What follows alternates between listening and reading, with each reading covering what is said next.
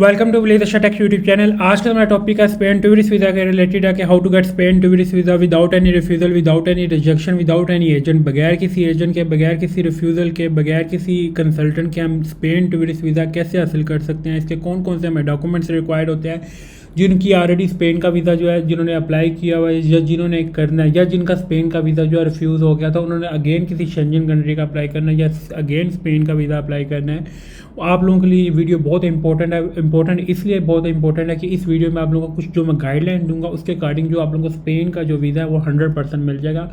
मेरे चैनल का मोटिव ये होता है वो, या सैक ट्रैवल एंड टूर्स का जो मोटिव है ये होता है कि पहले आप लोग चीज़ें खुद करें। वीज़ा जो है किसी एजेंट या किसी कंसल्टेंट के हाथ में नहीं होता। वीज़ा होता है आपकी प्रोफाइल के ऊपर। आपकी प्रोफाइल स्ट्रॉन्ग होगी। एजेंट या कंसल्टेंट का या मेरा क्या काम, मैं एज ए एजेंट आपको बात करूँ कि मेरा क्या काम होता है कि मैंने आपकी प्रोफाइल को जो है लाइन वाइज और पेपर वर्क आपका इतना स्ट्रॉन्ग करना होता है कि आपका रिफ्यूज़ल के चांसेस जो है कम हो। अगर आप बात करें किसी एजेंट या किसी कंसल्टेंट के हाथ में वीज़ा हो, इट इज़ नॉट पॉसिबल। किसी एजेंट का, किसी कंसल्टेंट का एम्बेसी में किसी किस्म का कोई लिंक नहीं होता। In every video I have already inform कि एम्बेसी में अगर आपको कोई बंदा कहना है हम आप लोगों को डन बेस के ऊपर वीज़ा लगवा देते हैं, तो डन बेस के ऊपर ये सब एक स्कैम होता है। उसमें होता ही है कि एजेंट या कंसल्टेंट जो अपनी जेब से जो है इन्वेस्टमेंट कर देते हैं। अगर वीज़ा लग गया तो ठीक है, 10 उसने अप्लाई किया, 10 में तो उसके 5 भी वीज़ा लग गए, 20-20, 25-25 लाख के, तो वो तो बेनिफिट है।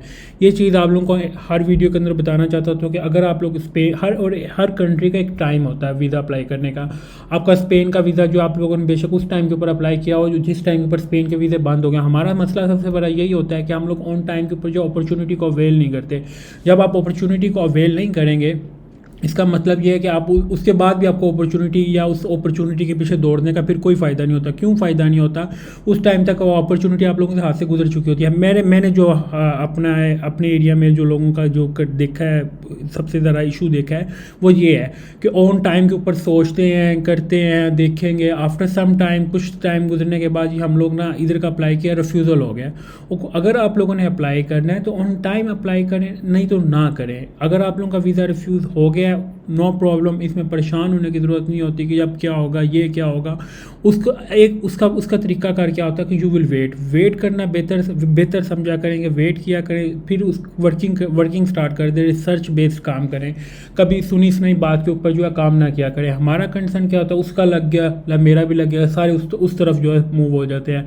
इन एवरी वीडियो मैंने आपको हर वीडियो के अंदर जो इन्फॉर्म किया था कि जर्मनी का टूरिस्ट वीज़ा जो है नहीं लग रहा। अपने लोगों ने उसी तरफ जो हम टूरिस्ट वीज़ा अप्लाई करते हैं, जर्मनी का बिजनेस वीज़ा लग रहा है, जो कि ऑलरेडी मैंने प्रीवियस वीडियोस के अंदर जो उसका इन्फॉर्म भी किया था आप लोगों को। जो आज खैर मैं ये इस वीडियो के अंदर जो कुछ डॉक्यूमेंट्स जो है इंपॉर्टेंट डिस्कस करने लगा। अगर आप लोग स्पेन का वीज़ा अप्लाई करना चाहते हैं, और ये बहुत अच्छा टाइम है। क्यों बहुत अच्छा टाइम है?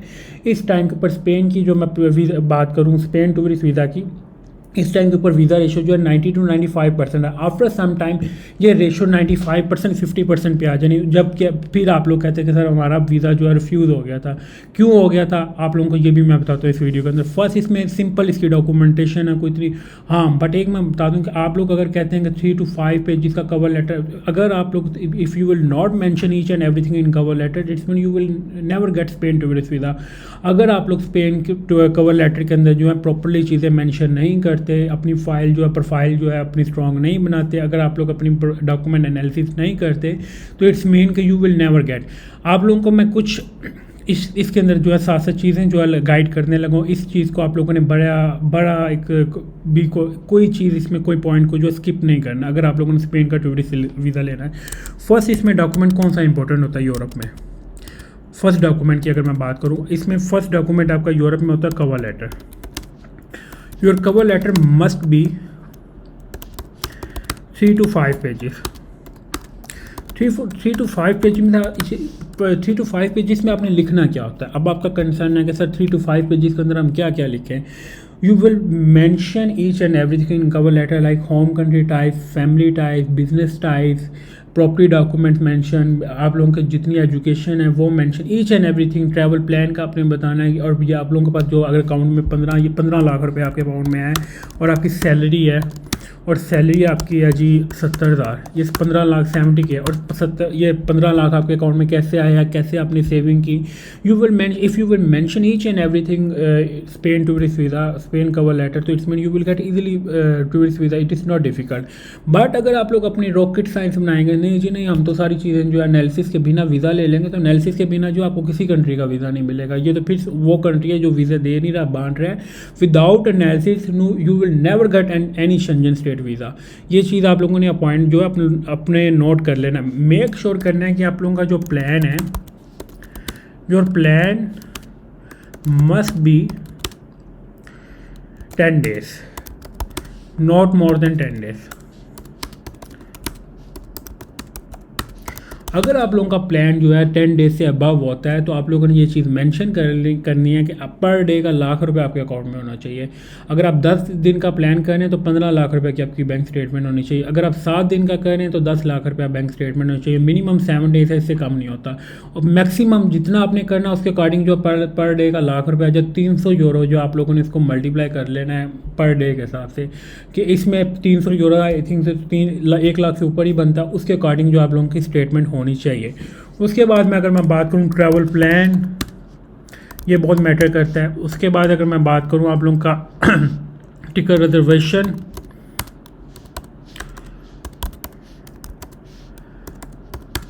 होटल बुकिंग,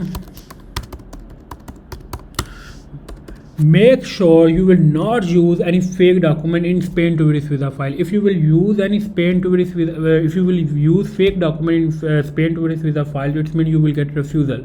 आप लोगों की स्टेटमेंट कम है, नो प्रॉब्लम, बट जो चीज़ें हैं आप लोगों की जेन्युइन होनी चाहिए। ये बहुत सिंपल सी आप लोग। और एक चीज़ आपको थोड़ी सी इसमें मैं गाइड करने लगा हूँ, जॉब डिस्क्रिप्शन और बिजनेस डिस्क्रिप्शन, ये आप लोगों का पेपर एक अलग होना चाहिए।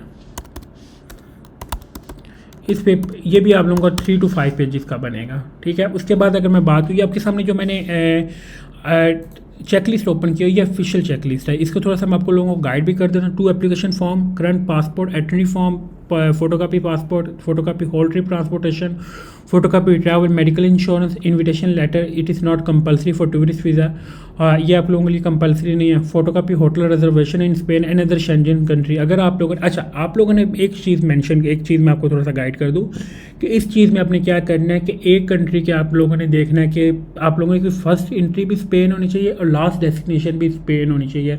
अब उसके अंदर ये नहीं होना चाहिए 10 दिन के अंदर जी आप लोगों ने जी फ्रांस का भी मेंशन किया है, जर्मनी का भी मेंशन किया, first and last country after first visa, पहला वीज़ा लेने के बाद आप किसी भी कंट्री का वीज़ा अप्लाई करें तो you will get easily Spain tourist visa और other Schengen country tourist visa. पहला वीज़ा जो होता है वो मुश्किल होता है, वो आप लोगों ने बहुत डॉक्यूमेंटेशन जो है, एनालिसिस इसको प्रॉपरली करना है। इसमें कोई ऐसी चीज़ नहीं ऐड करनी जिसका हमारे पास प्रूफ ना हो। अगर आप लोग एजुकेशन मेंशन करें तो मेक श्योर करना है कि आप लोगों के पास एजुकेशन की डिग्रीज भी होनी चाहिए, वो आप लोगों ने साथ अटैच करनी है। अगर आप लोग FBR में लास्ट 2 ईयर से बिजनेस करें तो आप लोगों ने लास्ट 2 ईयर का टैक्स रिटर्न प्लस FBR का टैक्स सर्टिफिकेट आप लोगों ने साथ ऐड करना है। कोई ऐसी चीज़ आप लोगों ने मेंशन नहीं करनी कवर लेटर के अंदर जिसका प्रूफ आप लोगों के पास ना हो। फिर आप लोगों ने photocopy of family card and ID card, photocopy of family card and ID card का मतलब ये होता है कि आप लोगों के पास FRC होना चाहिए, और अगर आप मैरिड हैं तो MRC, और अगर आपके बच्चे हैं तो उसके साथ भी आप लोगों का FRC होना चाहिए। पर लास्ट 3 मंथ की वो कह रहे हैं कि बैंक स्टेटमेंट जो है आप लोगों ने लास्ट 6 मंथ की बैंक स्टेटमेंट लेके जानी, लास्ट 3 मंथ की जो है बैंक स्टेटमेंट नहीं लेके जानी। क्यों नहीं लेके जानी? रिक्वायरमेंट ये कर रहे हैं जब आप जमा करवाने जाएंगे तब आपको कहेंगे जी 6 मंथ की बैंक स्टेटमेंट लेके आए, वो आपको वहाँ पर तंग करेंगे। क्योंकि स्पेन इस्लामाबाद में ये इशू आया है, आपके पास टैक्स का सर्टिफिकेट नहीं है तब आप लोगों को इशू करेंगे। ये चीज़ें आप लोगों ने कोशिश करनी है कि अपनी सारी प्रिपेयर करके जाएं ताकि आने वाले टाइम के ऊपर जो आप लोगों को कोई किसी किस्म का कोई इशू ना आए। Thank you for watching leadership take YouTube channel को सब्सक्राइब लाजमी करें ताकि डेली बेसिस के ऊपर स्पेन एंड अदर कंट्रीज की जो आपको लेटेस्ट अपडेट प्रोवाइड कर सकूँ। थैंक यू फॉर वाचिंग, अल्लाह हाफिज़।